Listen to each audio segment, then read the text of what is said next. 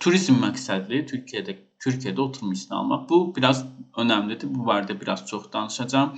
Deməli, turizm məqsədi burada qalan hal-hazırda tələbə olmayan və nə bilim vətəndaşlığı olmayan, ailəli olmayan bütün yabancılar hamısı turistik oturum izni, yəni turizm məqsədli gəlmişəm, burada qalmaq istəyirəm deyib oturum izni alırlar yəni. Bir 3-4 il əvvəl ümumiyyətcə bu Türkiyədə turistik oturum iznini xüsusən Azərbaycanlılara və bir çox türk dövlətinə vermirdilər yəni. Ləğv eləmişdilər və kim başvururdu, hamısına rədd gəlirdi.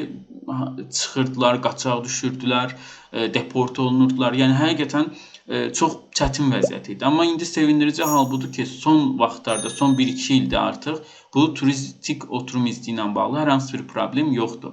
Mən şəxsən həm tələbə oturumu ilə də qalmışam, turistik oturumla da qalmışam. Yəni problemsiz olaraq turistik oturum izni verirlər. Deməli, burada da müəyyən sənədlər tələb olunur ki, bununla bağlı fərqli video çəkəcəm, amma ümumi burada danışım. Pasportdur, sığortadır, yaşayış yeri, nə qeydiyyatla bağlı, harc pulu və s.